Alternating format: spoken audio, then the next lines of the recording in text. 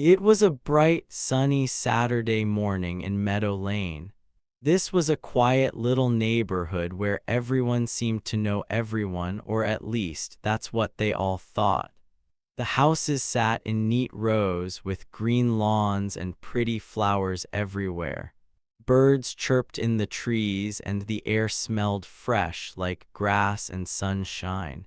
It was the kind of place where nothing big ever happened, or so people believed.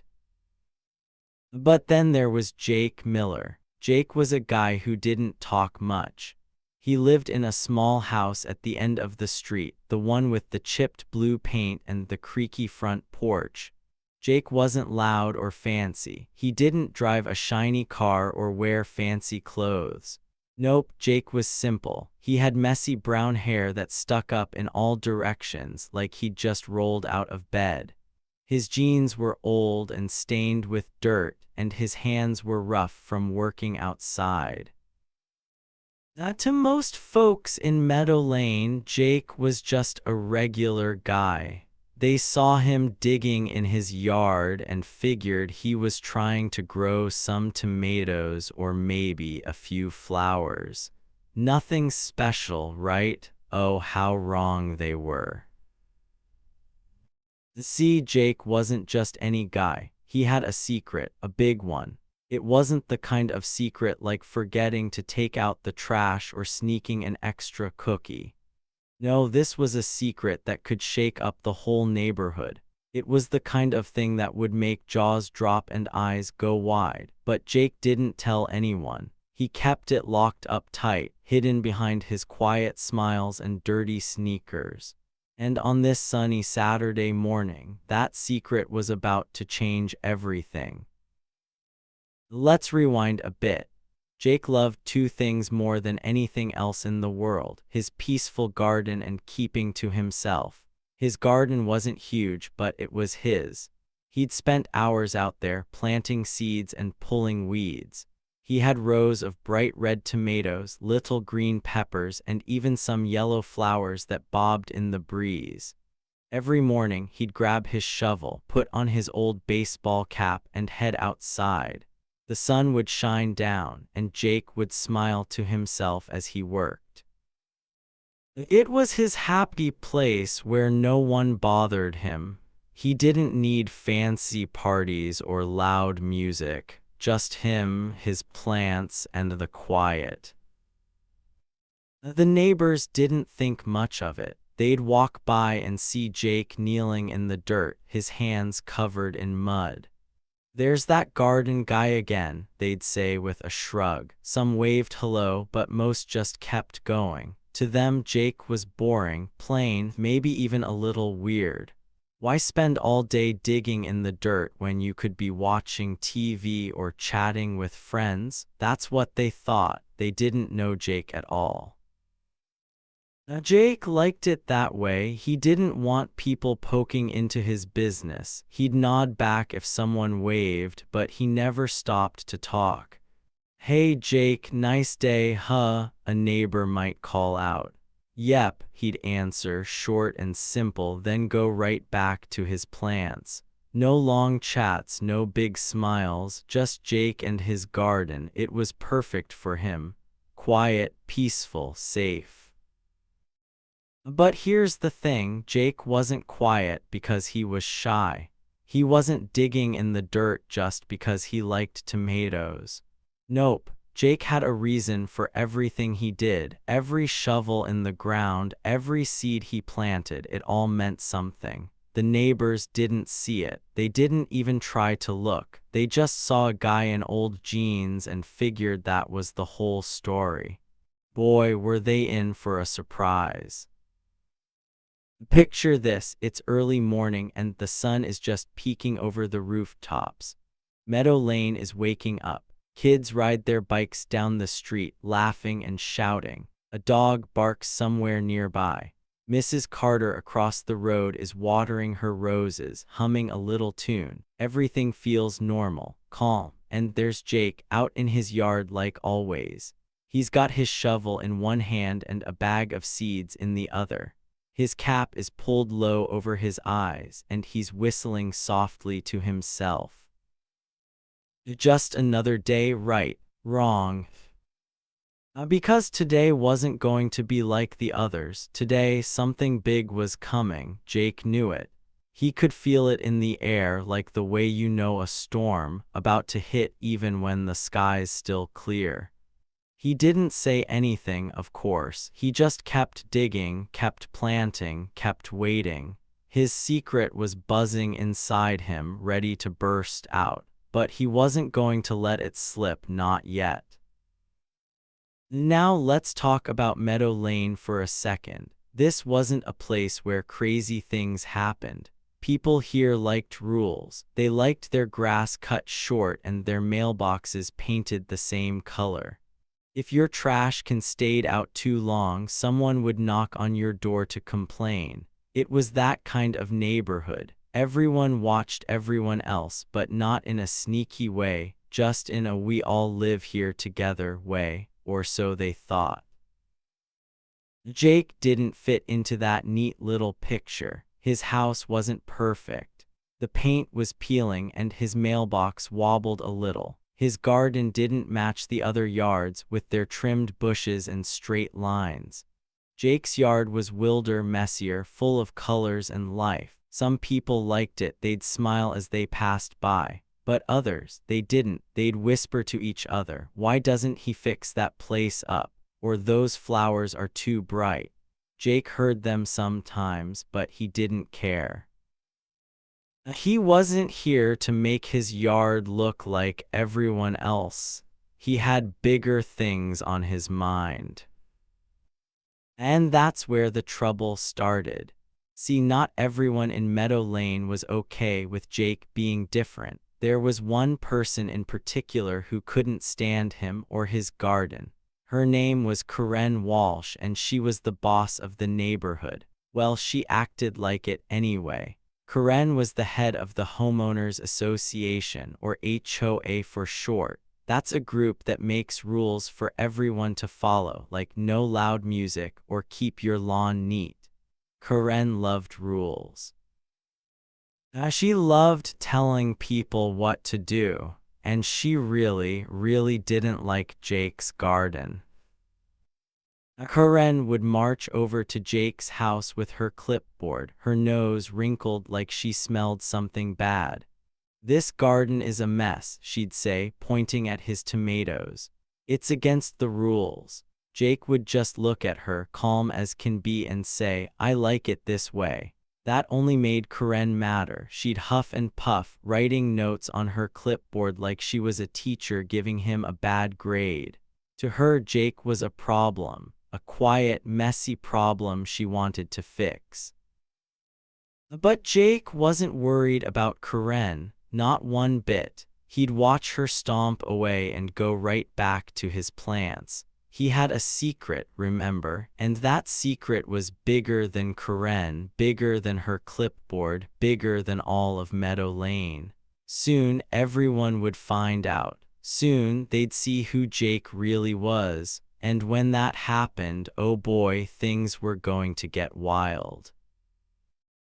So here's a fun question for you, viewer. What's the wildest thing you've ever hidden from your neighbors?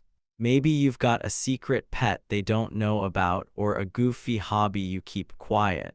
Drop it in the comments below, I'd love to hear. And while you're at it, tell me where you're watching from today. I'm so excited to dig into this story with you, because trust me, it's only going to get better from here.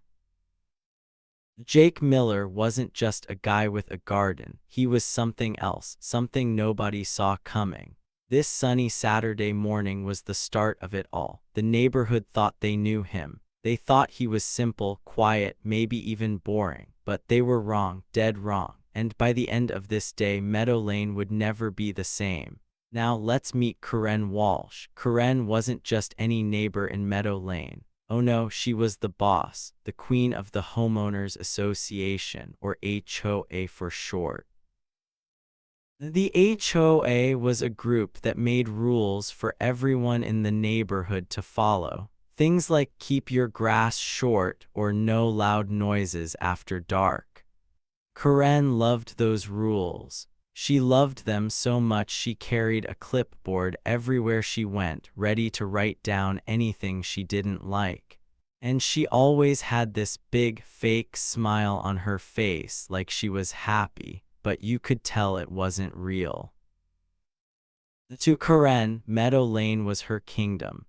She walked around like she owned every house, every yard, every tree. If something wasn't perfect, she'd let you know, fast. Most people listened to her because they didn't want trouble. Karen had a way of making you feel small if you didn't do what she said. She'd stand there with her clipboard, tapping her pen and say things like, "This isn't how we do things here." Everyone knew her, and most people were a little scared of her. But then there was Jake Miller and his little garden bed. Jake's garden wasn't big, but it was full of life. He had bright red tomatoes growing in neat rows. There were little green peppers popping up and pretty yellow flowers that danced in the wind. He even had some purple ones that smelled sweet when you walked by. Jake loved his garden. It was his quiet spot, his happy place. He'd spend hours out there digging in the dirt and smiling to himself. To him, it was perfect. Karen, she hated it. To her, Jake's garden wasn't perfect at all. It was a mess, an eyesore. That's a fancy word for something ugly that hurts your eyes to look at. Karen thought the colorful flowers and veggie patches didn't fit with the rest of Meadow Lane. She wanted every yard to look the same: green grass, short bushes, no surprises. Jake's wild, happy garden stuck out like a sore thumb, and Karen couldn't stand it. One day, she marched right over to Jake's house. Her shoes clicked on the sidewalk, loud and sharp. She held her clipboard tight, and that fake smile was stretched across her face. Jake was in his yard, kneeling in the dirt, pulling weeds. He looked up as Karen stopped in front of him, her shadow falling over his tomatoes. "And this isn't up to code," she snapped. Her voice was loud, like a teacher yelling at a kid who forgot their homework. She wagged her finger right in Jake's face. "These flowers, these vegetables, they're against the rules. You're ruining our property values."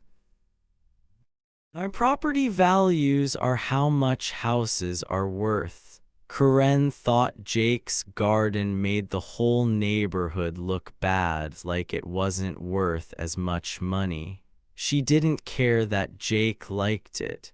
She didn't care that it made him happy.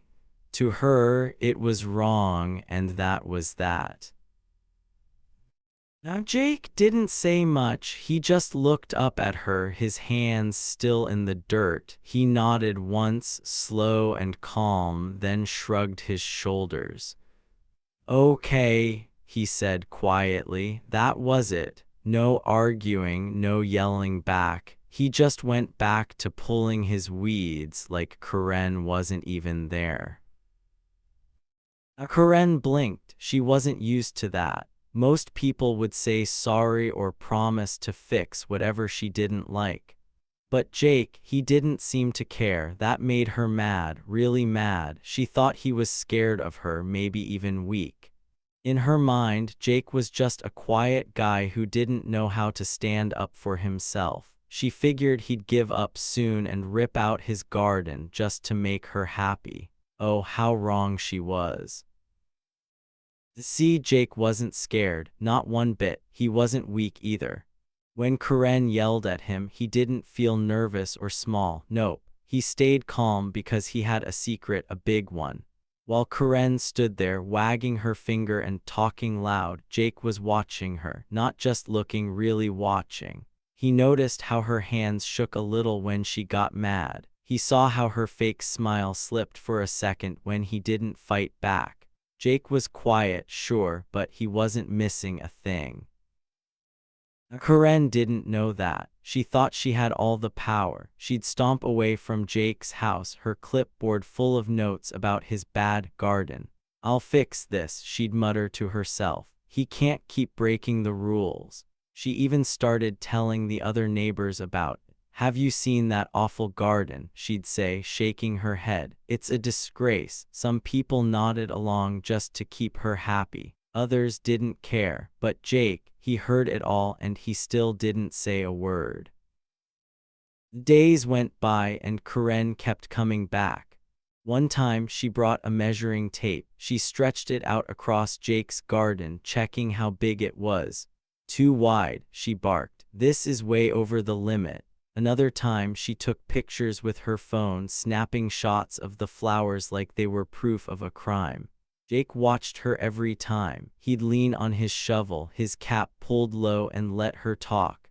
"You'll have to take it all out," she'd say. "I mean it." And Jake would just nod again, calm as ever. The tension was growing. Tension is that feeling when something big is about to happen, like the air before a storm. You couldn't see it yet, but it was there. Karen thought she was winning. She thought Jake was too quiet, too soft to fight back. She'd smile her fake smile and tell herself she'd get rid of that garden soon. Maybe she'd even get Jake in trouble with the HOA. She loved that idea. But here's the thing, Jake wasn't fazed. That means he wasn't bothered at all. Karen could yell, she could write her notes, she could take her pictures, but Jake didn't care. He wasn't waiting for her to win. He was waiting for something else. The perfect moment. He had a plan and Karen didn't have a clue. Every time she came over, every time she snapped at him, Jake was ready. He stayed quiet, but inside he was like a cat watching a mouse. Patient, smart, waiting. And trust me, it was about to get good. Karen thought she was the queen, but queens can fall. Jake's secret was bubbling up, ready to spill out. The neighborhood didn't know it yet, but things were heating up in Meadow Lane. Something big was coming, and it was going to start right there, between Jake's garden and Karen's clipboard. What was going to happen next? Oh, you'll see, it's going to be wild. Weeks passed in Meadow Lane and Karen Walsh didn't give up. Not even a little. She was like a storm that kept coming back, loud and bossy. Every few days she'd march over to Jake Miller's yard, her shoes clicking on the sidewalk. She always had her measuring tape in one hand and her trusty clipboard in the other. She'd stretch that tape across Jake's garden, measuring every inch of his tomatoes and flowers. "Too big," she'd yell, her voice sharp like a teacher scolding a kid. "This garden is illegal. It's against the rules." Then she'd scribble notes on her clipboard, writing fast like she was building a big case against him. Now Jake didn't fight back. He'd just stand there, leaning on his shovel, watching her with his quiet eyes. He didn't say much, maybe a huh or a yep, and then he'd go right back to digging in the dirt. Karen thought she was winning. She thought Jake was too scared or too lazy to argue. But she was wrong. Jake wasn't scared. He wasn't lazy. He was waiting. One day, Karen went even further. She wrote a nasty letter. It was short but mean, scratched out in big, angry letters. "Fix this mess or I'm calling the authorities," it said. "The authorities mean the police or someone important who can make you follow the rules." She taped that letter right to Jake's front door, sticking it there with a big piece of tape so he couldn't miss it. Then she stormed off, her head held high like she'd just won a prize. Jake found the letter when he got home. He pulled it off the door, read it slow, and then, get this, he smirked. A smirk is a little smile, like when you know something funny that no one else does. He didn't rip the letter up or get mad. Nope. He just folded it neat and tucked it into his pocket like it was no big deal. Then he went back to his garden, whistling a happy tune. Karen thought that letter would scare him. She thought he'd start pulling up his plants right away. But Jake, he wasn't worried one bit. Here, where things start to get really interesting. While Karen was busy bossing everyone around, Jake started noticing stuff. Little things, strange things. He didn't say anything about it, of course, he was too smart for that, but he watched, he listened, and he started putting pieces together like a puzzle no one else could see. One night, Jake was out late, watering his plants under the stars. The neighborhood was quiet, all the houses dark. But then he saw something. Karen's front door creaked open real slow. She stepped outside, sneaky like a cat. She had her phone pressed to her ear, whispering fast. Jake couldn't hear the words, but he saw how she kept looking around, like she didn't want anyone to spot her. Who was she talking to so late? Why was she acting so secret? Jake didn't know yet, but he filed it away in his brain. That means he remembered it, saved it for later. Then there was her car. Karen had a fancy car, shiny, silver, and way nicer than anyone else in Meadow Lane. She loved showing it off, parking it right where everyone could see. But one day, Jake noticed something weird. There was a dent in the side, a big, ugly one. It wasn't there before. He'd seen her car 100 times, and it was always perfect. Now it looked like someone had smacked it hard. Jake wondered about that dent. How did it get there? Why didn't Karen fix it? She was the kind of person who hated anything messy, so why leave it like that? He didn't ask her, of course. He just kept quiet, thinking. Karen kept coming to his yard, though. She didn't stop. One time she brought a ruler and measured the height of his flowers. Too tall, she snapped. Another time she counted the number of plants he had. Too many, she barked. She even took pictures with her phone, holding it up and clicking away like Jake's garden was a crime scene. I'm keeping track of this, she told him, wagging her finger. You can't ignore me forever. Jake didn't argue. He didn't yell. He just nodded, calm as ever, and let her do her thing. The neighbors started talking about it. Karen's really mad about that garden, they'd whisper to each other. She's going to make Jake get rid of it. Some people agreed with her. They thought the garden was messy too. Others just shrugged and said, let the guy grow his tomatoes. But no one knew what Jake was thinking. No one knew he was watching Karen closer than she was watching him. See, Jake wasn't just sitting there doing nothing. He was smart. Every time Karen came over, he paid attention. He saw how she got madder and madder each day. He noticed how her hands shook when she wrote her notes. He even caught her tripping over a rock in his yard once, and she tried to pretend it didn't happen. Little by little, Jake was learning things about her, things she didn't want anyone to know. And Karen, she had no idea. She thought she was in charge. She thought Jake was just a quiet guy with a silly garden. She'd go home after yelling at him, smiling her fake smile, sure she was going to win. He'll give up soon, she'd tell herself. I'll make him.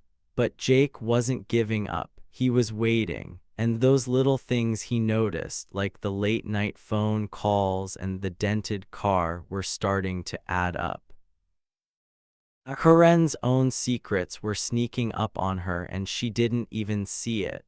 She was too busy measuring plants and writing letters. She didn't know Jake was onto something. Every time she bossed him around, she was giving him more clues. Every time she snapped at him, he got a little closer to figuring her out. The tension was building, like a balloon getting too full of air. Something was going to pop, and it was going to be big. Jake kept it all to himself. He didn't tell the neighbors, he didn't write anything down, he just watched and waited, quiet as a mouse. Karen thought she had the upper hand, that means she thought she was the boss, but she was wrong. Her secrets were about to trip her up like a kid who doesn't see a toy on the floor. And when that happened, oh boy, Meadow Lane was in for a shock. What was Karen hiding? Why was Jake so calm? Things were heating up and the next part was going to be wild. Stick around because this story's just getting good. It was a hot, sticky afternoon in Meadow Lane. The sun was blazing down, making the air feel thick and heavy. Kids weren't riding bikes anymore, they were inside, hiding from the heat. The street was quiet, except for one thing, Karen Walsh. She'd finally had enough of Jake Miller and his garden.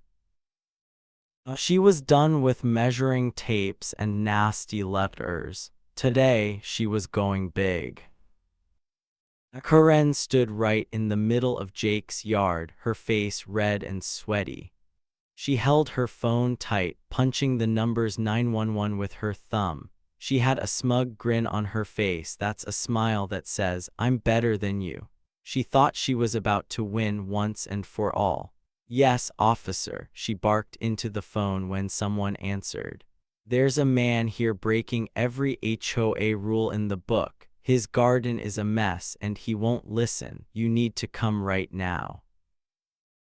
Jake was on his porch just a few steps away. He didn't move. He leaned against the railing, his arms crossed over his chest. His old baseball cap was pulled low, shading his eyes. He watched Karen, quiet as always, but there was something different this time. His lips twitched like he was hiding a tiny smile. He looked at her like he knew something she didn't, and guess what? He totally did. Karen kept talking into the phone, her voice loud and bossy. "Yes, it's Meadow Lane, hurry up, this guy, been trouble for weeks." She didn't even look at Jake while she yelled. She was too busy feeling important, thinking the police would come and drag Jake away. In her mind, she'd finally beat him. No more garden, no more rules broken. She'd be the queen of the neighborhood again, and everyone would thank her. But then something happened. Before Karen could finish her call, a sound cut through the air. Sirens, loud, waily sirens like the ones you hear in a chase scene on TV. They started far off but got closer fast. Karen's smug grin got even bigger. "See," she said, turning to Jake. "They're coming for you now." She pointed her finger at him like she'd just won a game. Jake didn't say a word, he just kept leaning on the porch, watching.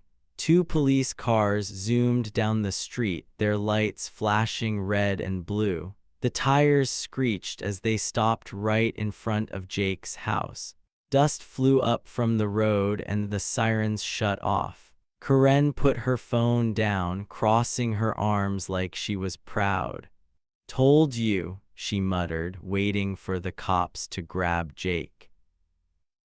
But then the car doors opened and 2 officers stepped out. They weren't looking at Jake. Nope, they walked straight toward Karen. Her grin started to fade. "Karen Walsh," one of the officers said, his voice deep and serious. He was tall, with a shiny badge on his shirt. "We've got a warrant for your arrest." Karen's jaw dropped. That means her mouth fell open like she couldn't believe what she heard. "What's?" she squeaked. "A warrant for me? No, no, no, you've got the wrong person. I called you about him." She pointed at Jake, her hand shaking now. The smug grin was gone and her eyes were wide with panic. The officer didn't even glance at Jake. "Ma'am, step away from the yard," he said, pulling out a pair of handcuffs. The other cop stood close, watching her. We've been looking into you for a while. You're in big trouble." The neighbors started peeking out. Curtains moved in windows and a few people stepped onto their porches. They gasped, whispering to each other. "What's happening?" someone said. "Karen's getting arrested." No one could believe it. Karen Walsh, the Queen of Meadow Lane, was in trouble. It didn't make sense until Jake finally moved. He stepped off the porch, slow and easy, and walked toward the officers. "Hey, Mike," he said to the tall cop like they were old friends. "Took you long enough." The officer Mike nodded back. "Had to make sure everything was ready, Jake," he said. Karen's head snapped around. "Jake," she yelled, "you know him." And that's when it hit, the big reveal. Jake wasn't just a gardener. He wasn't just a quiet guy with messy hair and dirty jeans. Nope. Jake Miller was an undercover cop. That means he was a police officer pretending to be someone else, working in secret to catch bad guys. And guess who the bad guy was? Karen. Jake turned to her, his voice calm but strong.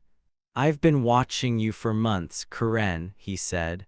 "All those late-night phone calls, that dent in your car, I know what you've been up to." He reached into his pocket and pulled